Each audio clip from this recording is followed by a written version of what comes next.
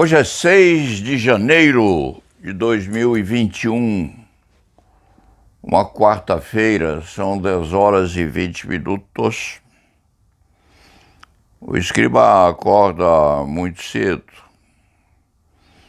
vai examinar os jornais e extrair alguma perspectiva para a crônica, que hoje em dia é quase diária.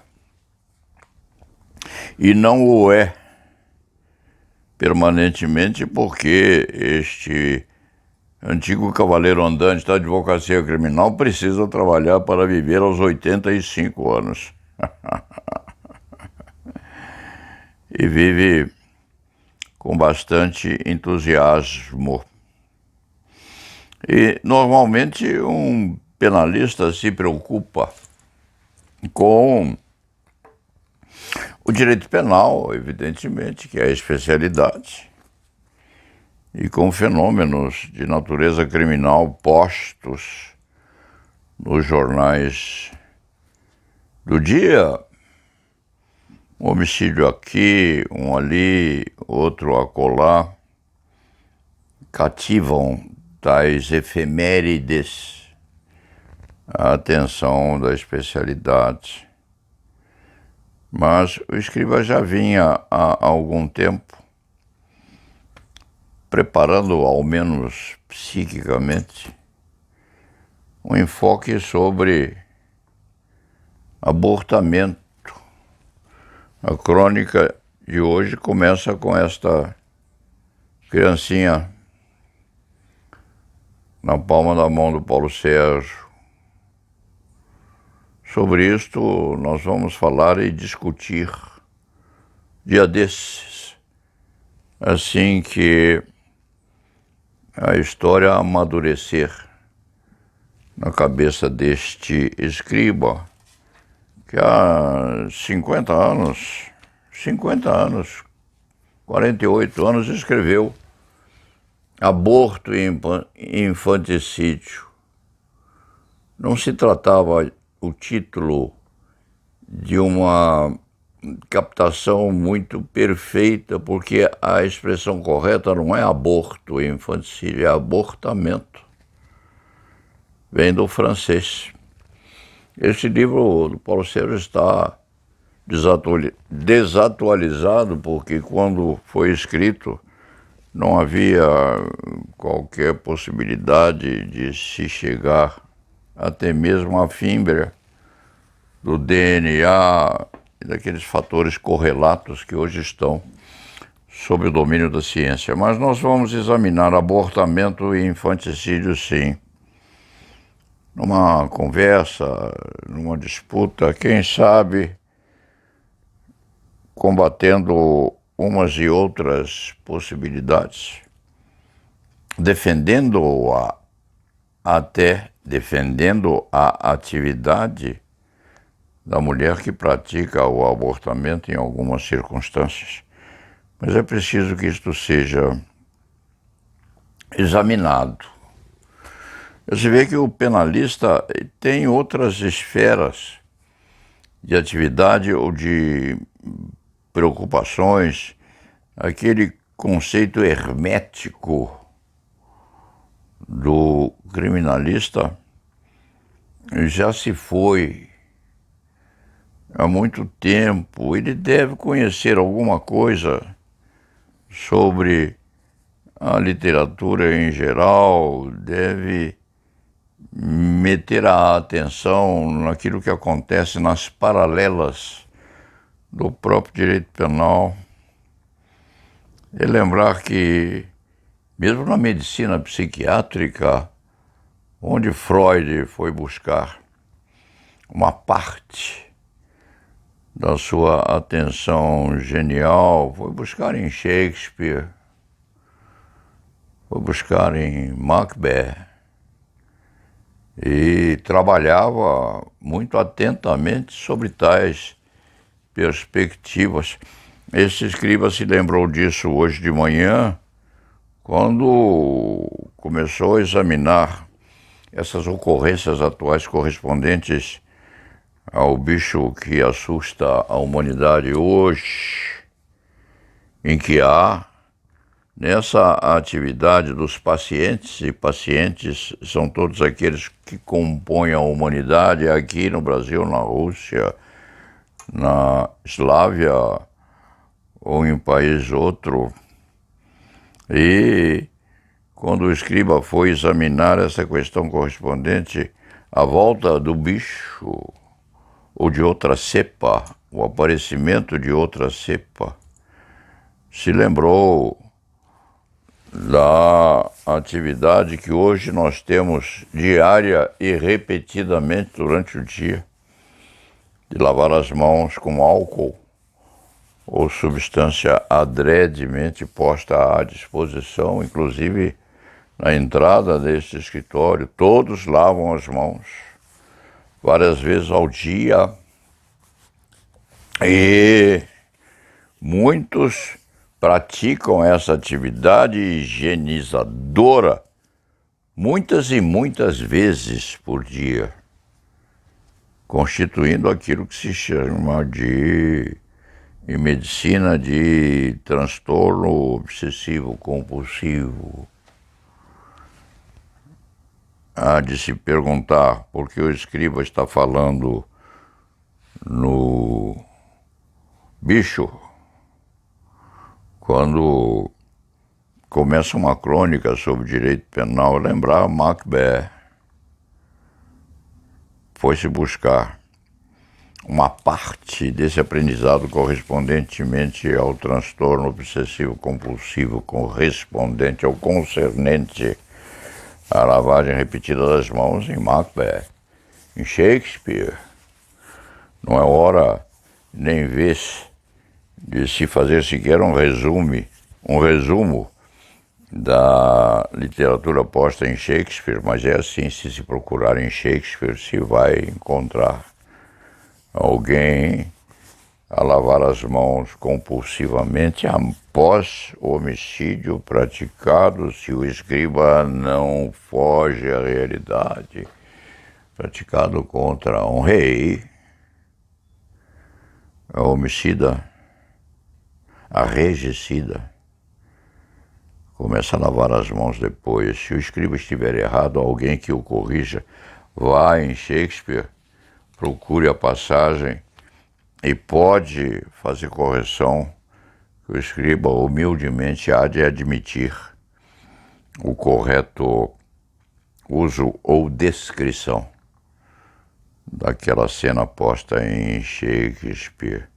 A propósito disso, de se buscar fora da psiquiatria ou fora até do direito penal, aquele contexto que vem de ciências congêneres ou até da história das religiões, o escriba sempre se preocupou com aquela trinomia aparecida lá com o direito penal clássico: tipicidade, antijuridicidade e curiosidade. Tipicidade, antijuridicidade e culpabilidade. O triângulo constitutivo da concepção abstrata de crime. Tipicidade, antijuridicidade e culpabilidade. Depois vai aos civilistas: fato, valor e norma. Fato, valor e norma. Eu escrevo assim, um outro dia que isso foi extraído de Pai, Filho e Espírito Santo. Que depois passa a conceituação advinda mesmo de Sigmund Freud: fato, valor e norma, tipicidade, antijuridicidade, culpabilidade, ego, superego e id. Veja-se essa triangulação repetida em vários setores da história do desenvolvimento intelectual da raça humana. O escriba não quer ir adiante nisso aí, porque numa dessa perde até mesmo o equilíbrio adequado a examinar a ciência do direito penal. Mas o penalista tem que ter esse tipo de preocupação.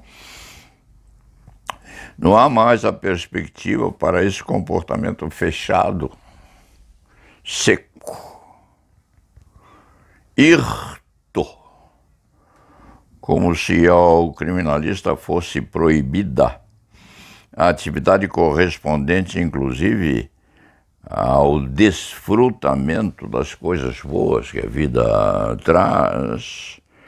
Há criminalistas que são excelentes tenistas, outros velejam como gente grande, outros ainda jogam um xadrez espetacular. Muitos outros ainda são dançarinos perfeitos, dançarinos e dançarinas perfeitos, e se escondem envergonhados. Particularidades estas que não escaparam a Eros Grau, colega nosso ilustre, cultíssimo, que foi ministro do Supremo Tribunal Federal, deu lá o seu esforço durante 8 ou 10 anos, sabe-se lá, aposentou-se, deixou a Suprema Corte. O Escriba lhe viu um retrato outro dia com uma barba enorme, à moda de Hemingway.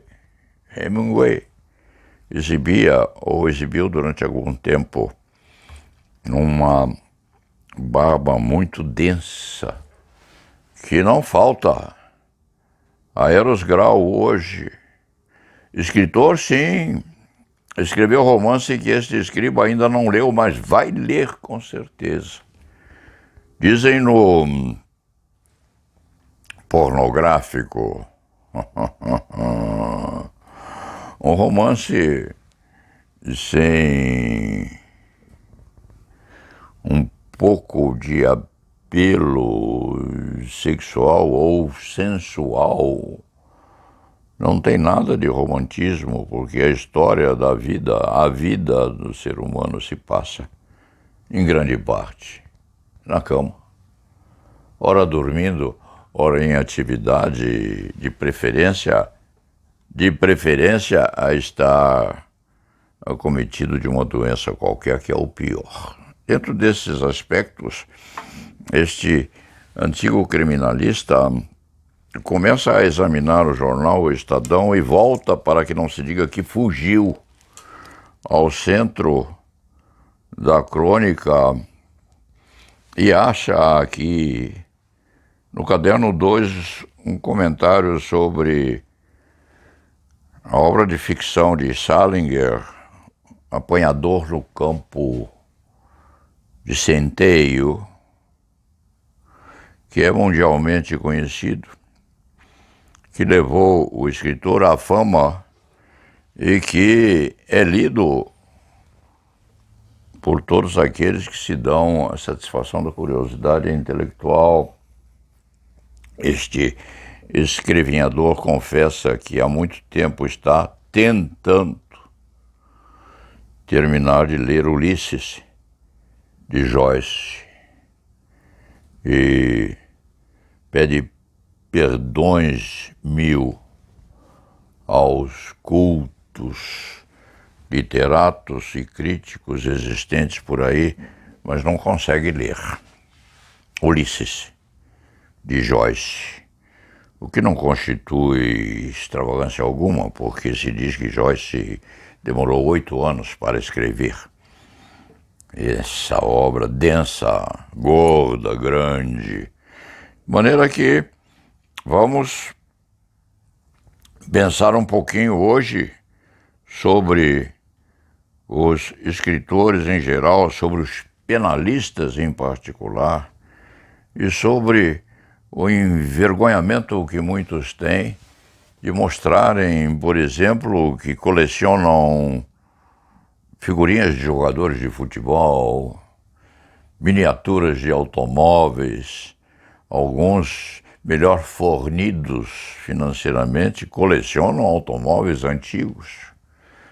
Este escriba conhece um ou dois no sentido indicado, outros têm uma vinculação muito grande com a arte em geral, com pintores famosos, com escultores postos aqui ou ali, em diversos países, espalhados pelo mundo todo. Isso tudo. Alguma peculiaridade ou particularidade que diz até mesmo e inclusive com cirurgiões plásticos conhecidos. Este escriba ou foi amigo de Evaldo Bolívar, que é um cirurgião plástico de primeira leva, de primeira água, de Luiz Sérgio Toledo, de outros cujos nomes vêm à memória e que o escriba não quer citar porque os preferiria a muitos e muitos outros existentes por aí que fazem o brilho da atividade médica, dizendo com a cirurgia estética e reparadora. O escriba se lembra de Aimar Sperli, que era um muito bom esculápio especialista em face e que tinha a entrada de seu consultório, que era muito bonito, por sinal, um piano de cauda. Aimar Sperli, com aqueles seus dedos especialmente votados à cura das deformidades físicas, tocava magnificamente um piano de cauda. De maneira que o penalista, em geral, se concentra ou se concentrava nas portinholas fechadas da especialidade do direito penal, do processo criminal e afins, e tinha um pouco de pudor ou de vergonha de praticar um outro tipo de trabalho, até mesmo não ligado especificamente à arte de defender, julgar ou acusar alguém. Este antigo escrivinhador se convenceu disto já há alguns anos, que era preciso, sim, pensar mais um pouco, ou expor mais um pouco as preocupações da vida com outras formas de cultura que não fossem exatamente o conhecimento puro e simples das razões estruturadoras do trinômio, tipicidade, antijuridicidade e culpabilidade. Cada um desses três conceitos é uma fonte enorme do prazer da redescoberta daquilo que se passa dentro do cérebro de cada um dos humanos que temos por aí espalhados no mundo todo. Dito isto, vamos partir para o trabalho. Esse sim é um trabalho que deve ser organizado e limitado à ciência do direito penal, porque muitas vezes não vale a pena nem acentuar as preferências que Sigmund Freud tinha por uma ou outra enfermidade psíquica. Um trabalho que se diz seco este, que nós realizamos com a antecipação das preocupações diárias, com o encontro ou localização de uma jurisprudência adequada à espécie a ser examinada, ou seja, um outro tipo de tipicidade. Dito isto, vamos ao nosso trabalho, lembrando-nos de O Apanhador no Campo de Centeio. Salinger escreveu alguma coisa que poderia, teoricamente, o escriba nunca teve tempo de ver isto, ser procurada, embora não houvesse grande similitude, no encontro marcado de Fernando Sabino um escritor precioso que nós temos lá das Minas Gerais, O Encontro Marcado, que a história de jovens também e das preocupações atinentes à idade que esses jovens enfrentavam ao tempo em que se desenvolviam. O Paulo Sérgio se lembra de uma passagem de Um Encontro Marcado, em que um dos moços está a se equilibrar nas grades de uma ponte suspensa ou coisa parecida. Quem ficar preocupado com isso, que vai examinar, porque este velho escrevinhador às vezes fabula. Sempre que teste uma fabulação qualquer, tem alguma coisa de verdade, mas de repente não é toda. Mas O Encontro Marcado tem esta passagem: o jovem a se equilibrar nas alturas sobre uma ponte suspensa, que hoje seria um viaduto. O relembrar disto falta a esta memória já cansada. Lembra-se de Um Encontro Marcado de Fernando Sabino e se recorda também de uma história, a vida lá na adolescência de um amiguinho que era apaixonado por uma vizinha num prédio de apartamentos no 7º ou 8º andar. A vizinha morava parede e meia. Havia uma balaustrada na parte de fora, unindo as duas janelas, 30 centímetros, quem sabe. E este moço contou muitos e muitos anos após ao Paulo Sérgio que a paixão pela menina era tão grande que ele saía pela janela à noite, arriscando-se a cair lá de cima, naqueles 30 centímetros, para poder avistar-se com a sua paixão na madrugada, janela contra janela em um precipício embaixo. O Encontro Marcado de Fernando Sabino tem alguma coisa mais ou menos isso. E de repente essa história de Salinger, o apanhador no campo de centeio, pode trazer alguma coisa assemelhada. O escriba não lembra e não vai procurar. Não é crítico literário. É apenas um velho marinheiro da advocacia criminal, envelhecendo dentro de uma especialidade que é maravilhosamente sedutora. Dito isto, vamos ao nosso trabalho diário, lavando as mãos não obsessivamente como o toque, que é dos especialistas e foi extraído de Macbeth, de Shakespeare. Vamos ao trabalho e la nave vá!